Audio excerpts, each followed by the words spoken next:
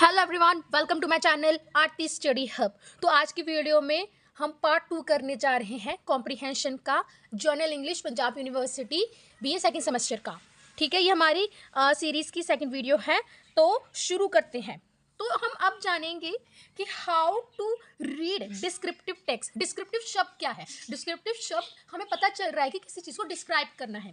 तो इसी तरह अगर हम रीड करें तो descriptive text are writing that clearly describe a person, place, thing और event by using vivid. Vivid यानी कि क्लियरफुल, ठीक है, details that appeal to the sense. Descriptive writing is not connected with the literature and creativity but also plays an important role in a professional and academic domains. देखो, simple सी बात है कि जो हमारी डिस्क्रिप्टिव राइटिंग होती है वो क्या करती है, किसी पर्सन को या प्लेस को या किसी भी इवेंट थिंग को एक तरह से डिस्क्राइब करना, अच्छे से डिस्क्राइब करती है। फिर उसके बाद क्या होता है, एक क्लियर इन्फॉर्मेशन मिलती है हमें उस सेंस से, ठीक है। और अगर हम कहें तो डिस्क्रिप्टिव राइट किसी किसी तरह से हम कहें कि लिटरेचर से हो या फिर किसी भी क्रिएटिविटी से हो, ऐसे नहीं है, ठीक है। इसीलिए हम इसको कई बार प्रोफेशनलिज्म या एकेडमिक तौर पर भी हम इसको जोड़ते हैं, एकेडमिक यानी एजुकेशन से जोड़ते हैं। उसके बाद कुछ की पॉइंट्स हमें दे रखे कि क्या क्या चीज़ें होती हैं। देखो, ये इंप्रूव करता है, they improve the clarity by helping a reader visualise information accurately. कि अगर हम डिस्क्राइब कर सकते हैं अच्छे से तो हम विजुलाइज कर सकते हैं, इसका कहना ये है। फिर उसके बाद they make reports, observations and explanation more precise and meaningful. ये क्या कर देता है, ये हमारे ये रिपोर्ट्स को और हमारी ऑब्जर्वेशन को और हम जो एक्सप्लेन कर रहे हैं उसको हमारे प्रिसाइज एकदम अच्छे तरीके से और मीनिंगफुल कर देता है। They enhance communication by presenting details description needed for a research analysis and professional documentation. यानी इनहेंस कर देता है, हमारे लिए बहुत अच्छे से कम्युनिकेशन का साधन बन जाता है, ठीक है। डिटेल अगर हम डिस्क्रिप्शन दे रहे हैं तो उसमें हमें ज़रूरत, कई बार हम इसकी ज़रूरत हमें रिसर्च में पड़ती है, एनालिसिस में पड़ती है, फिर प्रोफेशनल डॉक्यूमेंटेशन के लिए पड़ती है, तो ये काफ़ी ज़्यादा अच्छा माना जाता है। उसके बाद देखो है हमारा types of descriptive text. Descriptive text की जो टाइप्स हैं, कितने टाइप्स की ये होती हैं। फर्स्ट हमारा नरेटिव, सेकेंड हमारा कंपेरेटिव एंड थर्ड है इंटरप्रेटिव। अब देखो, नरेटिव में आपको पता ही चल रहा है कि नरेट करना, कोई सी चीज़ को नरेट करना, किसी चीज़ के बारे में बताना। तो सिंपल ही इसमें बता रखा है कि they describe event or action in a sequence to create a clear or engaging story like a picture। किसी चीज़ के बारे में डिस्क्राइब करना जैसे स्टोरी को। उसके बाद कंपेरेटिव, इसमें है दे डिस्क्राइब टू और more things by highlighting their similarities या डिफरेंस। किसी दो चीज़ों की कंपेयर करना या डिस्क्राइब करना, ठीक है, इस चीज़ के बारे में बताया होता है। एंड देन इंटरप्रिटेटिव, इसमें क्या बताया होता है कि they describe a something by explaining it's deeper meaning. किसी चीज़ का डीपर मीनिंग बताना, उसकी सेंस बताना या उसका सिग्निफिकेंस, महत्व बताना या उसका पर्पस, उसका उद्देश्य बताना। बियॉन्ड जस्ट फिजिकल डिटेल्स के अलावा। How to develop skills in reading descriptive text. सबसे पहले विजुअलाइज टेक्निक्स प्रैक्टिस। देखो, हमें पता है कि अगर हम टेक्स्ट को अच्छे से डिस्क्राइब कर पा रहे हैं तो हम विजुअलाइज भी कर सकते हैं, तो हमें विजुअलाइज आना चाहिए। It's involve imagining the sense people और object describe in it text to understand more clearly. The skill strengthens comprehension and makes reading more engaging and vivid यानी क्लियर कर देता है हमारे लिए। अगर हम विजुलाइज कर सकते हैं किसी भी स्टोरी को या फिर किसी भी टेक्स्ट को, किसी के बारे में भी है, तो we can describe, we can understand and we can explain easily to others, ठीक है। उसके बाद है ऑब्जर्वेशन स्किल डेवलपमेंट। ऑब्जर्वेशन, अगर हम किसी चीज़ के बारे में देख रहे हैं, कोई सामने से लेक्चर दे रहा है, मान लो उसके बाद में हमें डिस्क्राइब करना है या फिर हम अपने लेक्चर्स में कई बार नोटबुक्स में हम लिखते जाते हैं, पर हमारे पास इतना टाइम नहीं होता। अगर हमारी ऑब्जर्वेशन स्किल्स अच्छी है तो बाद में हम उस लेक्चर को सुन के अगर हमें उसको नोटबुक पे उसके बुलेट्स पॉइंट या की पॉइंट्स कुछ भी उतारना हो तो हम उसको कर सकते हैं, है ना। तो यही चीज़ बता रखी है। This mean closely noticing small features, clues and description with in the text. It's help reader graphs यानी किसी चीज़ को पकड़ बनाना, deeper meaning and understand the writer's intent accurately. Writing practice of descriptive text. देखो, राइटिंग प्रैक्टिस तो हर जगह होती है, ठीक है। अगर हमारा राइटिंग का कोर्स है तो बिल्कुल राइटिंग की है। By trying to write their own descriptive passage, readers learn how detail creates strong imaginary. This practice improve both reading sensitivity and writing creativity। ठीक है, कि देखो अगर हम इसे ट्राई करते रहेंगे तो हम खुद डिस्क्रिप्ट कर सकते हैं, ठीक है। और साथ ही साथ हमारे जो एक तरह से हम किसी भी चीज़ को इमेजिन करके, स्ट्रांगली इमेजिन करके हम उसको ट्राई कर रहे हैं, लिखने का प्रैक्टिस कर रहे हैं, तो बिल्कुल हम उसको डिस्क्राइब कर पाएंगे। उसके बाद ये रखा है analysis and discuss descriptive passages, कि हम उसका एनालाइज करें और उसके बारे में अगर हम डिस्कस कर रहे हैं ठीक है। डिस्क्रिप्टिव पैसेज में ये भी हमें एक स्किल अपने अंदर डेवलप करनी चाहिए कि हाँ, अगर हम उसको एनालाइज करके अगर हम उसको डिस्क्राइब कर पा रहे हैं तो it's include examine how description are structure and discussing their impact with others, कि अगर उसका डिस्क्रिप्शन है तो उसका स्ट्रक्चर और डिस्कशन कैसे इम्पैक्ट डाल रहा है दूसरों पे, ठीक है। This depends understanding and help readers recognise effective description techniques, कि ये हेल्प करता है कि हमारे जो रीडर्स हैं, अगर हम सपोज हम रीडर्स हैं तो ये चीज़, ये जितनी भी स्किल्स हैं हमारे अंदर होनी चाहिए, क्योंकि हम जब भी एग्जाम में देखते हैं, प्लस 2 में भी देखा होगा, +1 में देखा होगा, तो अगर ये स्किल्स हमारे अंदर होती तो हम डेफिनेटली अगर जितना मुश्किल में पैसेज आ सकता है हम कर लेते हैं। इसी तरह हमारे कॉलेज में भी पैसेज आने के चांसेस होते हैं, ठीक है, एग्ज़ाम में।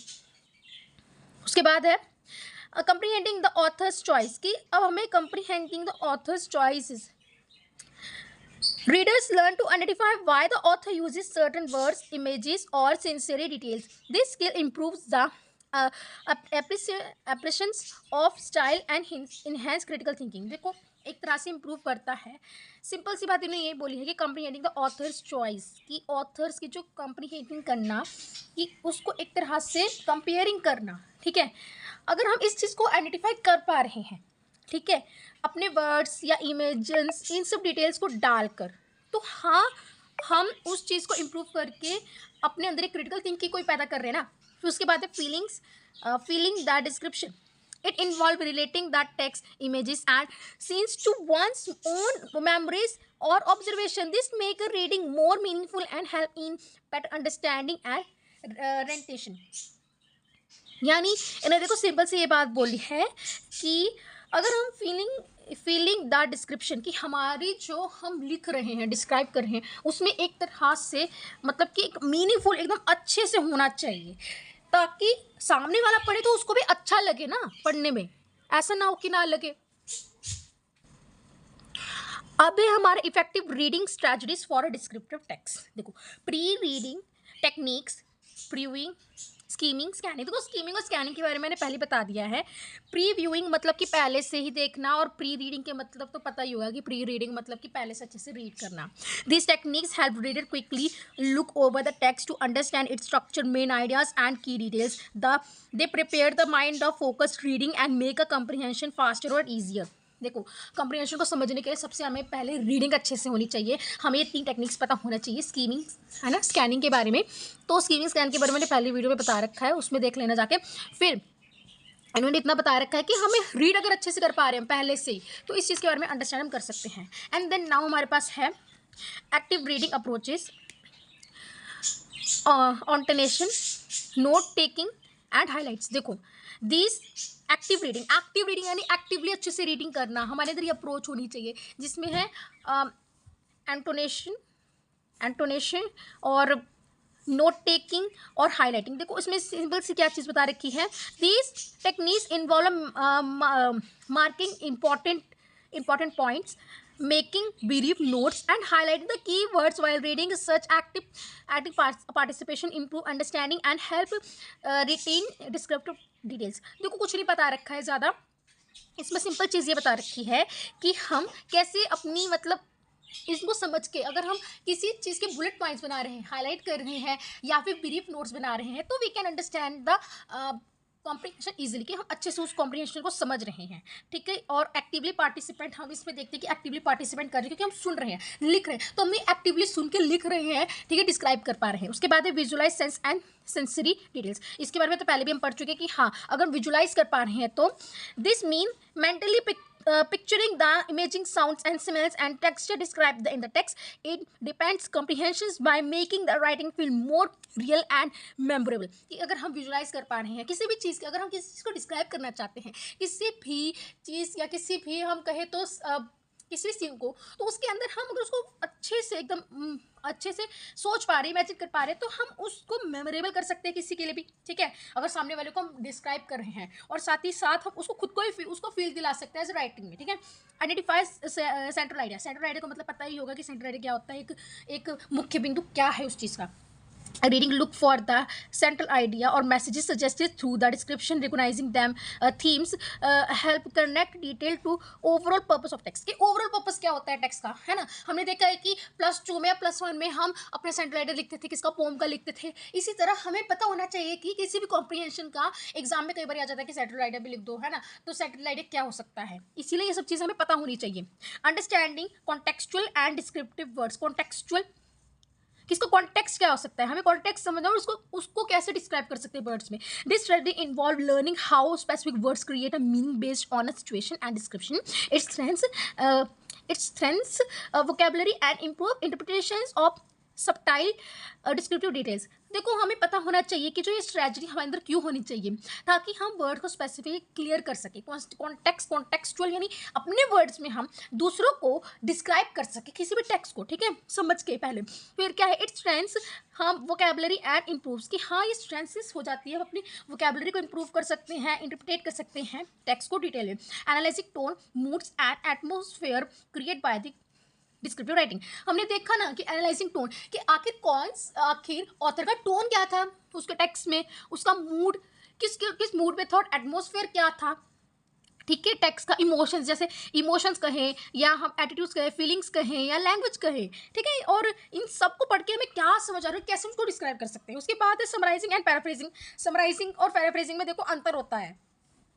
Summarizing means to consider the main descriptive idea और while paraphrasing restart. देखो सिंपल है, हम समराइज करना यानी टेक्स्ट को ओवरऑल करके छोटा करके लिखना, ठीक है, यानी कि उसके बारे में पूरा अच्छे से पढ़ना और ओवरऑल थोड़ा सा बताना छोटे वर्ड्स में. और पैराफ्रेजिंग में उसे ही टेक्स्ट को दोबारा लिखना, फिर उनको अपने अलग वर्ड्स में लिखना होता है, ठीक है. अब है, देखो अब हम सिंपल से जान लेते हैं कि how to read functional text. Functional text मतलब क्या. Functional text are short practical pieces of writing that give a clear information instruction to help people perform everyday task given below some features. देखो हमने पता है कि हाँ functional में क्या होता है कि प्रैक्टिकल पीसेज होती हैं या जो हम लोग अक्सर करते हैं, ये शॉर्ट्स होती हैं, ठीक है, शॉर्ट होती हैं, ज़्यादा बड़ी नहीं होती हैं. इट हेल्प डिसीजन मेकिंग, कि डिसीजन मेकिंग में फंक्शनल में हेल्प करती है कि किस चीज़ को, जैसे टास्क के बारे, ठीक है, हम इनको किस टाइम कर सकते हैं, ये डिसीजन मेकिंग में हेल्प करती हैं. सिंपल एंड क्लियर कम्युनिकेशन की. The person ideas in a simple direct languages so the message in understood quickly. देखो तो प्रेजेंट आइडियाज़, की प्रेजेंट आइडियाज़ को ये सिंपली फंक्शनल जो टेक्स्ट है हेल्प करता है अंडरस्टैंड करने में. उसके बाद मेकिंग टास्क ईजियर, हमारे टास्क को मतलब ईजियर बना देता है, ठीक है. अगर हम किसी भी चीज़ को प्लान कर रहे हैं एकदम अच्छे से, फंक्शनल लिख रहे हैं, तो बिल्कुल अंडरस्टैंड कर सकते हैं. उसके बाद देखो कुछ चीज़ें दे रखी हैं, टाइप्स ऑफ फंक्शनल टेक्स्ट. एक दे रखा है हमारा product label, schedule, recipes, instruction manuals. देखो प्रोडक्ट लेवल में तो हमें पता है कि आखिर प्रोडक्ट्स में क्या क्या लिखा होता है. एमआरपी होती है, प्रोडक्ट नेम होता है, इंग्रेडिएंट्स होती है, जिसमें देखो प्रोडक्ट लेवल सिंपल ये होता है कि जिसमें गुड्स के ऊपर जो इन्फॉर्मेशन दी होती है वो होता है. शेड्यूल एंड टाइम टेबल्स में आपको पता होगा कि किसी भी हम कहें एयरपोर्ट का कहें, रेलवे स्टेशन का कहें, बस स्टेशन का कहें, कहीं भी आप देख सकते हो, गए हो गए अक्सर तो देखने को मिलता है कि हम, या फिर हम क्लास का टाइम टेबल देख के कॉलेज का टाइम टेबल देखते हैं, तो ये सब वही चीज़ होती है. रेसिपीज़ में हम देखते हैं कि कौन सी चीज़ को हमें कब डालना है, ठीक है, तो ये सब चीज़ हमें पता चलती है रेसिपीज़ वाले में, ठीक है. How to read and understand recipe effectively, ठीक है, कैसे रीड कर सकते हैं. सबसे पहले तो हमें गैदर करनी रिक्वायर्ड मटेरियल जो चाहिए होता है. उसके बाद फॉलोइंग स्टेप, कि हमारे जैसे रेसिपी बुक में से पढ़ रहे तो हमें रेसिपी को स्टेप बाय स्टेप करनी होती है. नंबर ऑफ मेजरमेंट, कि जितना हमें टीस्पून में जैसे दे रखा होता है ना, तो हमें कितनी मात्रा में कौन से इंग्रेडिएंट डालना है, ये सब देना होता है. उसके अंडरस्टैंडिंग कुक टर्म्स, कि हाँ कुकिंग टर्म्स को समझना, जैसे मैंने अभी बताया यही वाला. इंस्ट्रक्शन मैनुअल्स, किसी चीज़ का इंस्ट्रक्शन देना, कैसे कि अगर देखो कोई भी मेडिसिन है उस पर इंस्ट्रक्शंस दिए जाते हैं कि कैसे हमें किसी भी डोज को लेना है, ठीक है. हाउ टू यूज़, जैसे हाउ टू यूज़, और सेफ्टी टिप्स की. हाँ चिल्ड्रंस, हम देखते हैं अक्सर कि कई दवाइयों के शीशे पे लिखा होता है कि चिल्ड्रन से दूर रखें उनको, तो सिंपली ये होता है. उसके बाद how to read a manual effectively, कि मैनुअल को कैसे पढ़ सकते हैं. किसी मैनुअल को हम देखते हैं कि किसी भी कोई भी चीज़ हम मंगाते हैं, है ना, उसके साथ एक मैनुअल आता है, फ़ोन के साथ भी मैनुअल आता है. इसकी तरह अगर हम starting from a first page को अच्छे से अंडरस्टैंड करें, उसके ऊपर लिखा क्या है, रूल क्या लिखा हुआ है, सेटअप क्या है, स्टार्टअप क्या है, ठीक है, कैसे इसको हम स्टार्ट कर सकते किसी गैजेट को, जैसे मैंने अभी फ़ोन का एग्जाम्पल दिया. नोटिसिंग आइकन एंड सिम्बल्स, कि उसके आइकन्स और सिम्बल्स क्या बता रहे हैं, क्या इंपॉर्टेंस है, क्या स्टेप्स हैं, क्या फीचर्स है उसके. And then understand the visual aid diagrams, कि डायग्राम्स, पिक्चर्स और लेबल्स को हम कैसे मैनुअली हम समझ सकते हैं। Frequently ask question, the FAQ section answer common doubts with which the user face while using the gadget. कि देखो FAQ हमारे फ्रिक्वेंटली आस्क क्वेश्चंस जो होते हैं, ठीक है, समटाइम ये होता है। और ये क्या होता है, वाइल यूजिंग, अगर हम जो गैजेट्स वगैरह यूज़ कर रहे होते हैं अपने टाइम को सेव वगैरह करने के लिए। फिर उसके बाद है जॉब डिस्क्रिप्शन, हमें पता होना चाहिए कि जॉब डिस्क्रिप्शन में क्या होता है। हमने पहले भी देखो जॉब जॉब के बारे में पढ़ रखा है कि, है ना, अपने फर्स्ट टाइम में पढ़ रखा है कि जॉब इंटरव्यूज़ क्या होते हैं, है ना। और इसमें समथिंग कुछ चीज़ें पढ़ रखी, तो ये वाला ज़्यादा इजी होना चाहिए। जैसे जब हमने देखा था कि जब किसी भी जॉब्स को अगर हम किसी के लिए अप्लाई करने जा रहे हैं, उससे पहले हमें क्या क्या चीज़ें पता होनी चाहिए कि हाँ, रोल का ओवरव्यू पता होना चाहिए, क्या रिस्पॉन्सिबिलिटी है, स्किल एंड क्वालिफिकेशन क्या रिक्वायर्ड है वहाँ पे, कि कौन सी स्किल्स की, और कंपनी की वैल्यू और कल्चर क्या है, कि कल्चर क्या है आखिर, उसकी वैल्यू क्या है, पास्ट में अभी तक क्या हुआ, क्या इवेंट्स हुए, room of for career development, ठीक है। क्लैरिफाई डाउट, कि अपने डाउट्स को क्लेरिफाई रखे अगर आप किसी भी उसमें जॉब डिस्क्रिप्शन में या फिर जॉब के लिए जा रहे हैं। तो ये देखो ये थी कुछ चीज़ें, ठीक है, जो मैंने आपको बताई हैं। और अपनी तैयारी को शुरू कर दे, मे बी पेपर बहुत जल्दी शुरू होने वाले हैं। और ये था वीडियो का पार्ट 1, ठीक है। अगर आप देख लो, आप एक्सरसाइज खुद अगर अपने आप लिखने की कोशिश करोगे तो ज़्यादा बेहतर होता है, ठीक है। क्योंकि अगर हम अच्छे से अपने आप अगर हम चीज़ों को डिस्क्राइब कर पा रहे हैं तो हम एग्ज़ाम में भी कर सकते हैं। बस हमें डाउट्स को अच्छे से समझना होता है, ठीक है, अपनी लैंग्वेज में उसको लिखना होता है।